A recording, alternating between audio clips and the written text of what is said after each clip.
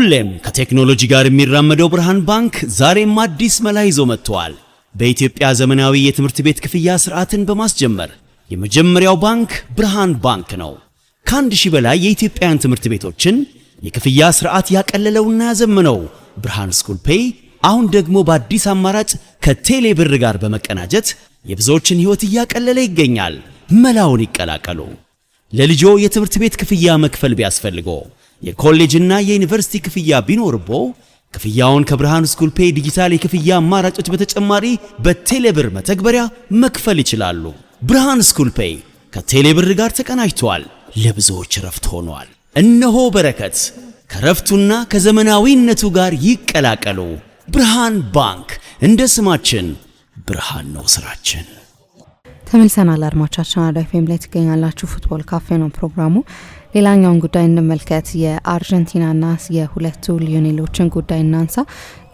ያው እስካሁን ድረስ እንግዲህ እንደሚቀጥሉ እንደሚያቆሙ ይፋ አላደረጉም። ይህንን ጉዳይ እንመልከት። ሜሲ ለብሔራዊ ቡድኑ እየተጫወተ ይቀጥል ይሆን ወይስ ደግሞ እስካልሆነ ኮንትራቱን ያድሳል? ይሄ በአርጀንቲናን በኩል ያለ ጥያቄ ይሆናል። እናንሳ ይህን ጉዳይ።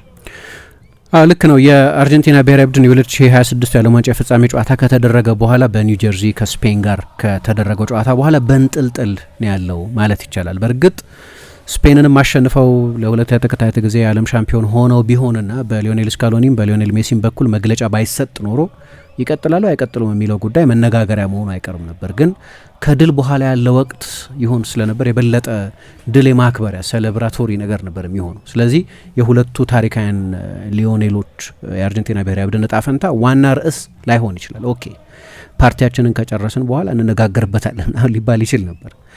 አሁን ግን ልክ ጨዋታው ከተጠናቀቀ በኋላ ልክ ለምሳሌ ሜዳሊያውን ከተረከበ በኋላ የአርጀንቲና ደጋፊዎች ሊዮኔል ሜሲን ስም እየዘመሩ እየጠቀሱ ሲዘምሩ ሊዮኔል ሜሲ ሲያነባ አየ ነው አይደለም። በጣም ስሜታዊ ሆኖ አይተነዋል። እና ያ ራሱ የመጨረሻው ጨዋታ ስለሆነ ይሆን ሚል ውይይት እንዲኖር በር የከፈተ እንደነበር አስታውሳለሁ። እና አሁን ያለው ሁኔታ በእርግጥ የመጨረሻ ጨዋታውን ሳያደርግ አልቀርም የሚለው ሴንቲሜንት የሚለው ስሜት በአርጀንቲና የበለጠ ከፍተኛ ትኩረት ያገኘ ሆኗል። ለአሰልጣኙ በተመሳሳይ አሁን የመጨረሻ ፍክክር ጨዋታውን ሳያደርግ አልቀርም የሚለው ነው አንደኛው ነጥብ። የስንብት ጨዋታ ለምሳሌ የሚጫወት ከሆነ የስንብት ጨዋታ ሊጫወት ይችላል። ምክንያቱም የአርጀንቲና ብሔራዊ ቡድን በሚቀጥሉት 2 ዓመታት የፍክክር ጨዋታ የለበትም። በሚቀጥሉት 4 ዓመታት የዓለም ዋንጫ የማጣሪያ ጨዋታ የለበትም። ምክንያቱም የሚቀጥለው የዓለም ዋንጫ ሲደረግ 100ኛ ዓመቱ ስለሆነ የበለጠ ድግስ የማዳረስ የሚመስል አካሄድ አለ። ዋናዎቹ አስተናጋጆች ፖርቱጋል፣ ስፔንና ሞሮኮ ቢሆኑም ግን በተለያዩ ሀገራት ጨዋታዎች ይደረጋሉ። የዓለም ዋንጫ 100ኛ ዓመት ስለሆነ ኡሩጓይ ላይ ነበር የመጀመሪያ ውድድር የተደረገው ለምሳሌ። ስለዚህ ኡሩጓይ ላይ ጨዋታዎች ይደረጋሉ፣ በአርጀንቲና ጨዋታ ይደረጋል። እንደዚህ ያ ደግሞ ከሞላ ጎደል እንደ አስተናጋጅ ሀገራት ስለሚያስቆጥራቸው የዓለም ዋንጫ የማጣሪያ ጨዋታ አይኖርም ለአርጀንቲና። 2030 የዓለም ዋንጫ ላይ በቀጥታ ነው ውድድሩ ላይ እንደ ሌሎቹ አስተናጋጅ ሀገራት ሁሉ ያለ ማጣሪያ ነው የምታልፈው። ለዚህ ነው ሜሲን በመጨረሻው የፉክክር ጨዋታ አይተነዋል ወይ? ምክንያቱም የሚቀጥለው ኮፓ አሜሪካ ሲመጣ 41 ዓመት ይሆነዋል፣ የሚቀጥለው የዓለም ዋንጫ ሲመጣ 43 ዓመት ይሆነዋል። እና በዚህ እድሜ በትልልቆቹ ሁለት ውድድሮች ላይ ይጫወታል ወይ የሚለው ሁኔታ በጣም አጠራጣሪ ሆነ። በእርግጥ ለመጫወት በሴንቲሜንታል ምክንያት በስሜታዊ ምክንያቶች መነሻ ሊሆኑ የሚችሉ ነጥቦች አሉት። አንደኛው ገና አልታወቀም። አስተናጋጁ የ2028 የኮፓ አሜሪካ አስተናጋጅ በአሜሪካ ሊደረግ ይችላል። እሱ በአሜሪካ ነው የሚጫወተው አንድ ነገር ነው። የሚቀጥለው የዓለም ዋንጫ ደግሞ 43 ዓመቱ ነው። ማሰብ አልችልም በ43 ዓመቱ የዓለም ዋንጫ ላይ ሲጫወት፣ ግን በአርጀንቲና ጨዋታ ይደረጋል። ምናልባት እዛ ላይ መሳተፍ ሊፈልግ ይችላል። እንደዚህ የሚሉ አሉ። ግን ሁለቱም ፕራክቲካል አይመስሉም። እና ለዚህ ነው የዓለም ዋንጫ የፍጻሜ ጨዋታ የሜሲን የመጨረሻ ይፋዊ ጨዋታ ያየንበት ሳይሆን አይቀርም። እና ያ እምባም ከጨዋታው በኋላ ያስተላለፈው መልእክት ሳይኖር አልቀርም። ስለ ሜሲ ግን ብቻ አይደለም። የአርጀንቲና ብሔራዊ ቡድን አሰልጣኝ ሊዮኔል ስካሎኒ ቡድኑን ከፍጹም አዘቅት ያነሳ ሰው ከ2018 የዓለም ዋንጫ በኋላ ውጤታቸው ጥሩ አለመሆኑ በፈረንሳይ ተሸንፈው መውጣታቸው ምናምን ብቻ አይደለም። በፈረንሳይ ማንም ሊሸነፍ ይችል ነበር ያን ጊዜ። ግን ችግሩ መጨረሻዎቹን 2 ወይ 3 ላይናፖች ሆርሄ ሳምፓውሊ ያላወጧቸው። መልበሻ ክፍሉ ፍጹም ለአሰልጣኙ ቁጥጥር የሚመቻል ነበር። አሰልጣኙም የወሰኗቸው አንዳንድ ውሳኔዎች በተለይ የክሮኤሽያው ጨዋታ ላይ ዊሊካ ባየሮን ማሰለፋቸው እና የሰራቸው ስህተቶች በሙሉ ያው ደግሞ በጣም ሃይሊ ኢሞሽናል ሰው ናቸው እንደምታውቂው፣ አይቀመጡም ሙሉ ለደቂቃ እና ካምፑስ ፍጹም አለመረጋጋት ነበር። አሁን የኢኳዶር ብሔራዊ ቡድን ይዞ መጥቶ ከነበረው ባቼቺ ከሚባለው ምክትል አሰልጣኙ ጋር ብዙ አርጀንቲና ሲኒየር ተጫዋቾች ልዩነት ነበራቸው። ቀውስ ነበር በአርጀንቲና ብሔራዊ ቡድን በኩል። የዛ ቡድን የሩቅ ታዛቢ ነበር ልትዩ ትችላለሽ። የኦፖዚሽን ቲም ስካውት ስለነበር የእሳቸው ስታፍ ነበር የሳን ፓውሊ ስታፍ። ግን መጣና በቃ የፈጠረው ህብረት እና በአርጀንቲና እግር ኳስ ውስጥ ወርቃማው ዘመን ሊባል የሚችል ዘመን ነው። 3 ትልልቅ ዋንጫዎች ያሸነፉበት፣ 2 ኮፓዎች፣ 1 የዓለም ዋንጫ ያሸነፉበት፣ ሌላ የዓለም ዋንጫ ፍጻሜ የተጫወቱበት ነው። አርጀንቲና ማጣት አትፈልግም እንዲህ አይነት ታሪካዊ አሰልጣኝ። ግን የእሱ ኮንትራት ደግሞ የሚቀጥለው ታህሳስ ላይ ያበቃል እና እሱም ከዛ የስፔን ጨዋታ በኋላ ያው እንደምታስታውሹ ያለቅሳል፣ ስሜታዊ ነው ምናምን ይባላል፣ ብዙ ጊዜ ይባላል። ለዛ ነው በአርጀንቲና ብሔራዊ ቡድንም ውስጥ በተጫዋቾቹ ሳይቀር አልቃሻ የሚል ስም የተሰጠው። አለቀሰ ዛም ፕሬስ ኮንፈረንስ ላይ መጨረስ አልቻለም። አይ እምባይን ጨርሻለሁ፣ ማልቀስ ያለብኝን መልበሻ ክፍል ውስጥ ጨርሻለሁ፣ አትጠብቋ ምናምን አለና ግን ይህንን ታሪካዊ ትውልድ መተካት በጣም ከባድ ነው። ሌላ አዲስ ነገር መፍጠር አለብን እና ፌዴሬሽኑ እና ፕሬዚደንቱ ከፈለጉ እስከ ታህሳስ ቆያለሁ፣ ከዛ በኋላ ያለውን አላውቅም፣ ምናልባት ግን ለውጥ ሊያስፈልገን ይችል ይሆናል አለ። ስለዚህ የመልቀቅ ጥቁምታ መስጠት፣ ፍንጭ ማሳየት አይነት ነገር ነበረው። ግን አርጀንቲናዎቹ እየጠበቁ ነው። አይ ቲንክ በፍርሃትም ይመስለኛል እየጠበቁ ያሉት። ምክንያቱም የአንድ ትልቅ ዘመን መቋጨት ነው የሚሆነው፣ የሁለት ታሪካዊ ሰዎች ፍጻሜ ነው የሚሆነው። ሌሎችም ተጫዋቾች እየለቀቁ ያሉ፣ ራሳቸውን ከብሔራዊ ቡድን እያገለሉ ያሉ፣ የዛ ከ2021 እስከ 2024 የነበረውን ውብ ጊዜ እስከ 2026 ኢቨን እስከ ዓለም ዋንጫው ፍጻሜ ድረስ ያለውን ውብ ጊዜ ያሳለፈው ለ5 ለ6 ዓመት በጣም ስኬታማ የነበረው ብሔራዊ ቡድን ዘመኑ እየተቋጨ ነው ማለት ነው እና ለዚህ ነው ያንን ኤክሶደስ ያንን የትልቅ ዘመን መቋጫ እየፈሩ ያሉት። አንዳንድ ተጫዋቾች ለምሳሌ ኤሚሊያኖ ማርቲኔዝ የሆነ አስተያየት ሰጥቷል። ምናልባት ከዚህ በኋላ ከአርጀንቲና ብሔራዊ ቡድን ጋር እየተጫወተ ብዙ ላይ ቀጥል እንደሚችል የሚጠቁም አስተያየት ሰጥቷል። ኒኮላስ ኦታሜንዲ ደግሞ ራሱን ከብሔራዊ ቡድን አግልሏል። አሁን በቅርብ ጊዜ ወደ ሪቨር ፕሌት ተዘዋውሯል ከቤንፊካ። እሱም የዛ ታሪካዊ ትውልድ አባል የነበረ ነው፣ ግን 38 ዓመቱ ነው። ስለዚህ ባህሪያዊ ነው፣ ተፈጥሯዊ ነው የእሱ ከብሔራዊ ቡድን ራሱን ማግለል እና በሶሻል ሚዲያም ላይ ብዙ ይታያል። ግን ወደ ሀገራቸው ከተመለሱ በኋላ እንደምታስታውሹ ሜሲ ቡድኑን አልተቀላቀለም፣ ወዲያ ወደ ሮሳሪዮ ነው ሄደው እና እንዲያውም ፍርሃት ነበር። በሮሳሪዮ አባትየው ይታከሙበት የነበረ የጤና ማዕከል ከተዘረፈ በኋላ የአባትየው የግል የጤና ሚስጥር ተሰርቆ እንደሆን የሚል ፍርሃት ነበር። ምናልባት እሳቸውን መጎብኘት ስለነበረበት ነው በቶሎ ነው ወደዛ የሄደው። በውድድር ኮሚትመንት ምክንያት በቂ ጊዜ ከአባቱ ጋር ማሳለፍ ስላልቻለ እና በኋላ ደግሞ በቅርብ ጊዜ በተደረገ አንድ ጨዋታ ላይ ያየ ነው። ግን ስቴዲየሞች ውስጥ የአርጀንቲና ተጫዋቾችም ወደ ሀገራቸው ሲመለሱ እንደ ሊያንድሮ ፓሬዴስ አይነቶቹ ተጫዋቾች ደግሞ በዛ አሁን ይቀጣ ነው መቀጣትም አለበት። ግን እዛ ጨዋታ ላይ ከተሳተፈ ከጥቂት ቀናት በኋላ ለቦካ ጁኒየርስ ደግሞ ተጫውቶ ነበር። የሚደንቅ አሲስት ሰጥቷል። ግን ገና ሲገባ እንደ ጀግና ነው የተቀበሉት እና ስቴዲየሞች ውስጥም አሁን ፊፋ አርጀንቲናን ሊቀጣበት ይችላል የሚባለው አንደኛው ጨዋታ ከእንግሊዝ ጨዋታ በኋላ የነበረው የፖለቲካ መልእክት የተላለፈበት ማልቪናስ የአርጀንቲና ነች ወይም ፎክላንድ የአርጀንቲና ነች የሚለው መልእክት ነበር። በሁሉም የአርጀንቲና ስቴዲየሞች ማለት ይቻላል ማልቪናስ የአርጀንቲና ነው የሚል መልእክት ብዙ ደጋፊዎች ይዘው ይታዩ ነበር። ያንን ተጫዋቾቹ ሜዳ ውስጥ ይዘውት የነበሩትን መልእክት የሚያስተጋባ አይነት ማለት ነው። የኑዌልስ የሜሲ የመጀመሪያ የልጅነት ክለብ እዛም ላይ ትልቅ ጽሁፍ ይዞ ታይቷል። አብዛኛው ደጋፊ ለጀግናዊ ጥረታችሁ እናመሰግናችኋለን የሚል በጣም የሞቀ አቀባበል ነበረው ለብዙዎቹ ተጫዋቾች። አንዳንዶቹ ወደ ከተሞቻቸው ሲሄዱም ወደ ተወለዱባቸው አካባቢዎች ሲሄዱም እንደዚሁ በጣም ትልልቅ አቀባበል ነበራቸው። መቼስ የዛሬ 3 ዓመት ተኩል እንደነበረው አይነት 5 ሚሊዮን ሕዝብ በቡኖስ አይረስ ጎዳና እንደወጣበት አይነት እንዲሆን አንጠብቅም። ሜሲ በእነዚህ ሁኔታዎች ላይ አልተሳተፈም። በእርግጥ ግን ምንም አልተናገረም። ራሱም እስካልሆነም የተናገረው ነገር በጣም አጠራጣሪ ስለሆነ ፕሬዚደንቱ ከፈለገ ነው እስከ ታህሳስም ድረስ ብሏል። እንግዲህ የኖቬምበር ኢንተርናሽናል ብሬክ ካለቀ በኋላ ኮንትራቱ ይጠናቀቃል ማለት ነው። እንዲያድስ ለማድረግ በጣም ከፍተኛ ጥረት እያደረጉ ነው። ሜሲ ደግሞ እዛው እንግዲህ ያ ጨዋታ ከተደረገ በኋላ ፐብሊክሊ የታየው በአርጀንቲና የ3ኛ ዲቪዚዮን ጨዋታ ሲያይ ነው። ባለፈው የእሱ ወንድም ማቲያስ የሚባል ወንድም አለው። ከወንድሞቹ መካከል አንደኛው ነው። ሊዮኔስ የሚባል ክለብ ውስጥ ሊቀመንበር ነው። ሌላኛው ክለብ ደግሞ ሴንትራል ኮርዶባ የሚባል የሜሲ የከተማው ክለብ የሆነ ነው፣ የሮሳሪዮ ክለብ ነው። እነዚህ ሁለት ክለቦች በ3ኛ ዲቪዚዮን የሚጫወቱት በትንሽዬ ስቴዲየም ውስጥ ኃይለኛ ብርድ አለሽ ፍንፍን ብሎ ጨዋታ ሲያይ ሰሞኑን ታይቷል። ፐብሊክሊ ግን ከዛ በኋላ አልተናገረም። ሶሻል ሚዲያው ላይ ያማል የሽንፈት እንደዚህ ብሎ የሽንፈቱን ሁኔታ ከገለጸበት ሁኔታ በስተቀር የአርጀንቲና ብሔራዊ ቡድን ዕጣ ፈንታውን በተመለከተ እስካሁን ድረስ ምንም አልተናገረም። በእርግጥ ተመሳሳይ ነገር ስለ ሌላ ሌጀንድ ማለት እንችላለን፣ ስለ ክርስቲያኖ ሮናልዶም ቢሆን የዓለም ዋንጫው ካለቀ በኋላ በፖርቱጋል ብሔራዊ ቡድን ኃላፊነት ይቆያል አይቆይም የሚለው እስካሁን ድረስ አልታወቀም። የ2028 የአውሮፓ ዋንጫ ይደረጋል። ያኔ 43 ዓመት ይሆነዋል። ለሚቀጥለው የዓለም ዋንጫ ሲመጣ 45 ዓመት ይሆነዋል። ፖርቱጋል ካስተናጋጆቹ መካከል አንደኛዋ ነች። ግን በጣም ትልቅ ትርጉም የሚሰጠው ይመስለኛል በፖርቱጋል በሚደረግ የዓለም ዋንጫ ላይ መሳተፍ። ግን የሚረፍድ ይመስላል 45 ዓመቱ ስለሚሆን ያን ጊዜ ስለሱም አላወቅንም በእርግጥ እና የሁለቱም ጉዳይ እስካሁን ድረስ ክፍት ነው። ስለዚህ የሜሲም ተመሳሳይ ነው። አሁን እንግዲህ የአርጀንቲና ብሔራዊ ቡድን ወደ እንትን ተመልሷል። ትላንትና ወደ ማያሚ ኢንተር ማያሚ ወዲያው የዓለም ዋንጫው እንዳለቀ ነው 2 ጨዋታዎች ያደረገው። ካሴሚሮ ሁሉ ተጫውቷል፣ አዲሱ የኢንተር ማያሚ ተጫዋች እና ትላንትና ወደ ማያሚ ተመልሷል። መቼ እንደሚጫወት አልታወቀም ለክለቡ፣ ግን በቅርብ ጊዜ በሚደረግ ጨዋታ ሊሳተፍ ይችላል። የአርጀንቲና ብሔራዊ ቡድን ሴፕቴምበር 21 ና ኦክቶበር 6 የሚቀጥለው ኢንተርናሽናል ብሬክ ላይ 2 ጨዋታዎች ይኖሩበታል። የወዳጅነት ጨዋታዎች ናቸው። ከነማን ጋር እንደሚጫወት የት እንደሚጫወት አልታወቀም። ግን ለአሰልጣኙም ለተጫዋቹም የስንብት ጨዋታ ይሆናል ተብሎ የሚጠበቀው ኖቬምበር 9 ና 17 ይሄኛው ኢንተርናሽናል ብሬክ በሚደረግበት ጊዜ ምናልባት 2 ጨዋታዎች በአርጀንቲና ሊደረጉ ይችላሉ። ቢያንስ አንዱ ጨዋታ በአርጀንቲና ሊደረግ ይችላል እና ይሄ የሽኝት ጨዋታ ሊሆን ይችላል ለሜሲም ለሊዮኔል ስካሎኒ። እንዳነሳሁት ነው የፉክክር ጨዋታ ከዚህ በኋላ ለረጅም ጊዜ አይኖርባቸውም። ኮፓ አሜሪካ ያለማጣሪያ የምትሳተፈው ውድድር ነው። 10 ናቸው ሁሉም ይሳተፋል። እንዲያውም ተጋባዥ ይጨመራል ጭምር። ስለዚህ ምንም ማጣሪያ ያስፈልገውም። እንደ አውሮፓ ዋንጫ እንደ ዓለም ዋንጫ አይነት አይደለም። 10 ናቸው የላቲን አሜሪካ ሀገራት። የሚቀጥለው የዓለም ዋንጫ ደግሞ ያለማጣሪያ ካስተናጋጆቹ መካከል እንደ አንዱ ሆና ስለምትቆጠር አርጀንቲና ያለማጣሪያ ነው የምትሳተፈው። ስለዚህ ኮምፒቲሽን ጨዋታ ላይ ያየነው የመጨረሻ ጊዜ ያየነው ይመስላል። እስካሁን ድረስ ይፋ ባያደርግም ያየነው ይመስላል።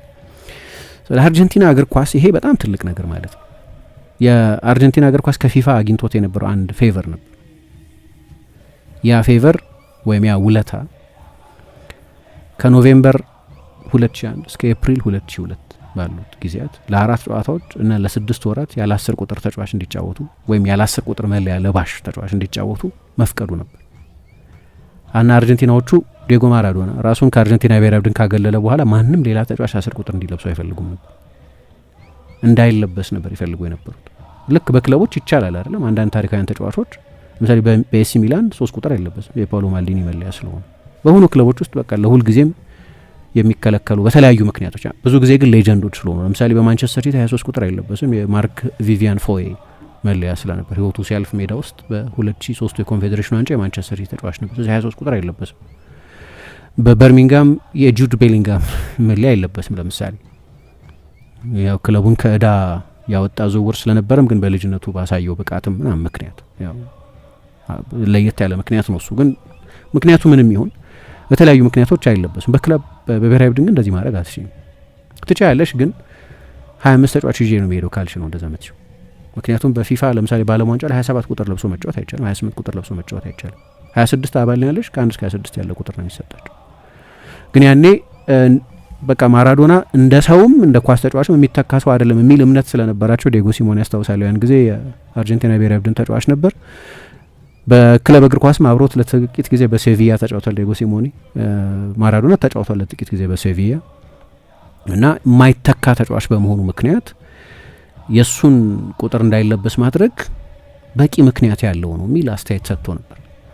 እና ማራዶና 94 የዓለም ዋንጫ ነበር ለመጨረሻ ጊዜ በዛ የአሜሪካ የዓለም ዋንጫ የተጫወተው። ከዛ በኋላ አሪኤል ኦርቴጋ ያንኑ 10 ቁጥር መለያ ለብሶ መጫወት ጀመረ። ግን ሁልጊዜ የማራዶና ተተኪ የመሆን ልክ እንደሱ 10 ቁጥር ልክ እንደሱ ኤንጋንጂ ልክ እንደሱ አይነት ቁመትና ጸጉር ምናምን መያዝ ፕሬሸር ይዞ ይመጣል። ከዛ በላይ ደግሞ 10 ቁጥር መልበስ እና ተጫወተ 98 የዓለም ዋንጫ ለ10 ቁጥር ለብሶ። ግን 2001 ላይ ነበር ያኔ በይፋ የአርጀንቲና እግር ኳስ ፌዴሬሽን ከዚህ በኋላ 10 ቁጥርን ማንም ተጫዋች አይለብስም ብሎ ይወሰነ። ለመጀመሪያ ጊዜ ኖቬምበር 8 2001 ከፔሩ ጋር በተደረገ ለደቡብ ኮሪያና ጃፓን የዓለም ዋንጫ ማጣሪያ ጨዋታ ያለ 10 ቁጥር ተጫወቱና ከዛ በኋላም ቀጥሎ ኖቬምበር 14 ኦርቴጋ 23 ቁጥር ለብሶ ታየ። ከኡሩጓይ ጋር በሞንቴቪዲዮ የተደረገ ጨዋታ ነበር። ስለዚህ 10 ቁጥር መልበስ አቆመ ማለት ነው። እና እንደዚህ ሆኖ ይቀጥላል። ምንድነው ሲምቦሊክ ፔዴስታል የሚባለው ተምሳሌታዊ ምክንያት አለው። ማራዶና ኳስ ተጫዋች ብቻ አይደለም እንደዛ ብለው ነው እኔም ኳስ ተጫዋች አይደለም ነው ብለው ነገሩ በጣም ግዙፍ የሆነ ፐርሶናሊቲ ነው። ለአርጀንቲናዎቹ ለነበረባቸው ብሶት፣ ለሞቱባቸው ልጆች፣ ላጡት መሬት ሲምቦሊክ ነው ማራዶና። ኳስ ተጫዋች ብቻ አይደለም። ለሌላ ማንም ሀገር የሆነ ተጫዋች ከሚሰጠው ሲምቦል በላይ ሲምቦሊክ ሌላ ነው ማራዶና እና ለዛ ነው መተው የፈለጉት። ግን ብቻውን አይደለም የለበሰው። ለምሳሌ ማሪዮ ኬምፐስ ይለብሰው ነበር ይሄንን መለያ። ኦሴ አርዲለስ ለብሶታል። በቅርብ ጊዜ ህይወቱ ያለፈው አንቶኒዮ ራቲን ለብሶታል። አንቶኒዮ ራቲን የሚለየው የበለጠ የመከላከል ባህሪ ያለው ተጫዋች ስለሆነ ነው። እና ቅድም ከጠቀስኳቸው ጨዋታዎች በተጨማሪ ከዌልስ፣ ከካሜሮን፣ ከጀርመን ጋር በሚደረጉ ጨዋታዎች ሁሉ 10 ቁጥር ተጫዋች አልነበረ 10 ቁጥር የሚለብስ ተጫዋች አልነበራቸው። የዌልስ ጨዋታ ትዝ የሚለኝ ቬሮን ዌልስን አያውቃትም ነበር። ያኔ ማንቸስተር ዩናይትድ ተጫዋች ነው። ጊግስ በጣም ተናዶ ነበር። እንዴት ዌልስን አታውቅም? አንዴ ያስታውሳለሁ ያኔ እንዳነበብኩት። ከዛ የኮሪያ ጃፓን የዓለም ዋንጫ ሲመጣ ያኔ 23 ተጫዋቾች ነበር መያዝ የምትችው እና ፊፋ አይቻልም አለ።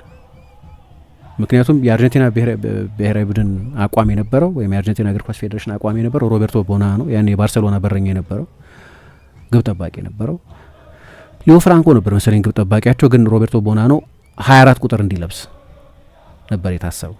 10 ቁጥር አይኖርም ግን 23 ተጫዋች ነው የምትይዡ፣ ስለዚህ 24 ቁጥር ይለብስ።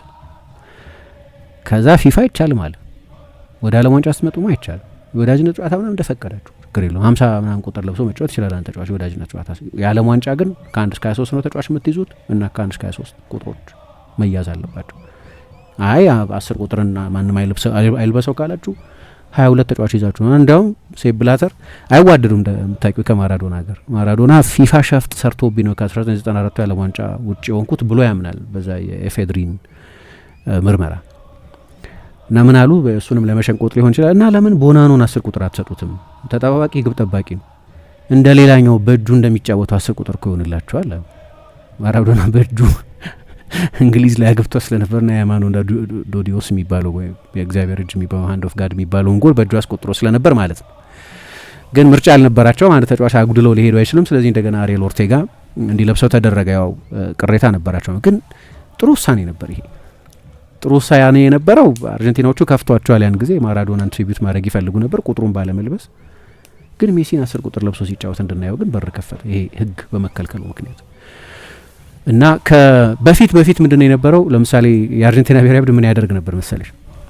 ከ74 እስከ 82 ባሉት 3 የዓለም ዋንጫዎች ላይ በአልፋቤቲካል ኦርደር ነበር ቁጥር የሚሰጠው። ለምሳሌ ኦሶ አርዲለስ አማካይ ነው 2 ቁጥር ነበር የሚለብሰው።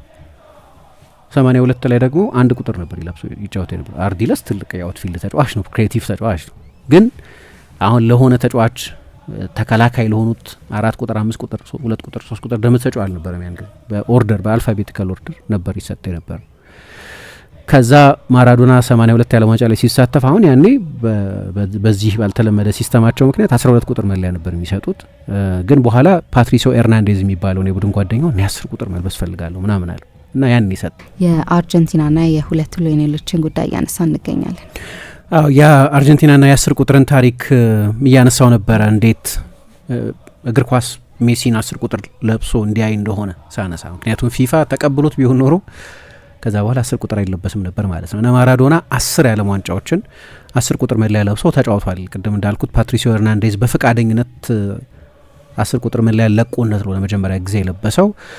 ከዛ ከ82 እስከ 94 ባሉት 4 የዓለም ዋንጫዎች በ82፣ 86፣ 90 እና 94 የዓለም ዋንጫዎች 10 ቁጥር ለበሰ። ከዛ ዴጎ ማነው አሪኤል ኦርቴጋ 98 እና 2002 የዓለም ዋንጫዎች ላይ የ10 ቁጥር ለባሽ ተጫዋች ነበር።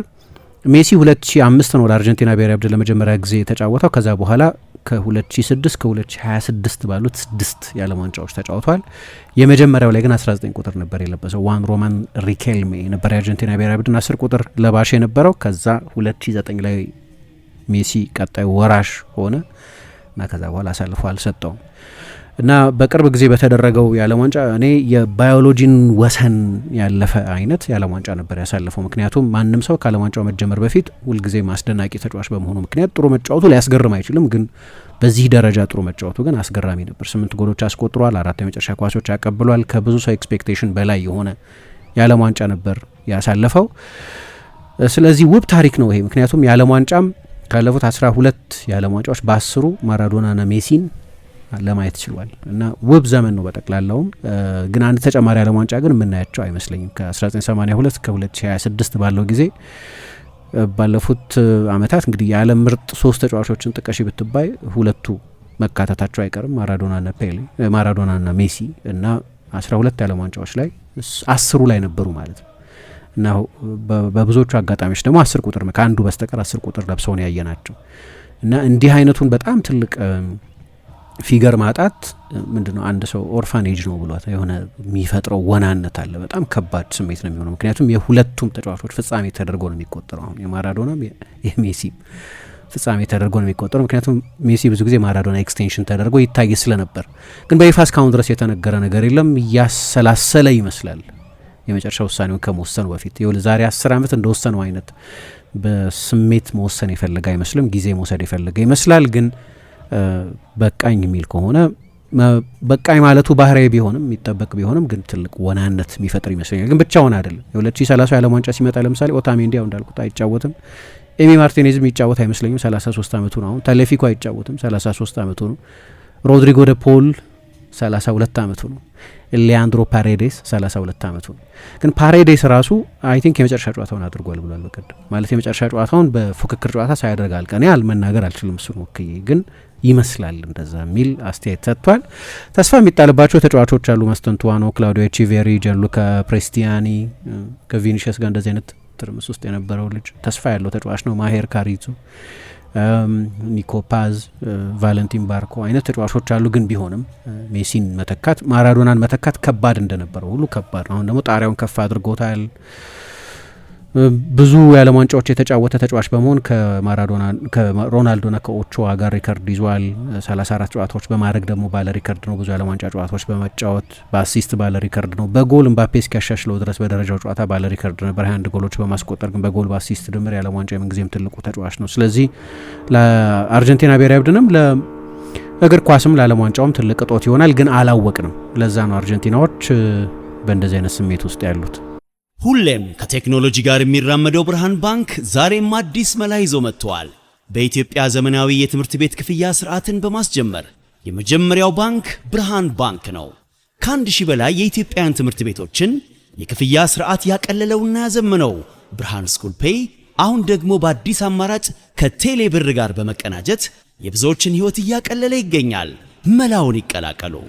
ለልጆ የትምህርት ቤት ክፍያ መክፈል ቢያስፈልጎ የኮሌጅና የዩኒቨርሲቲ ክፍያ ቢኖርቦ ክፍያውን ከብርሃን ስኩል ፔይ ዲጂታል የክፍያ አማራጮች በተጨማሪ በቴሌብር መተግበሪያ መክፈል ይችላሉ። ብርሃን ስኩል ፔይ ከቴሌብር ጋር ተቀናጅቷል። ለብዙዎች ረፍት ሆኗል። እነሆ በረከት ከረፍቱና ከዘመናዊነቱ ጋር ይቀላቀሉ። ብርሃን ባንክ እንደ ስማችን ብርሃን ነው ስራችን።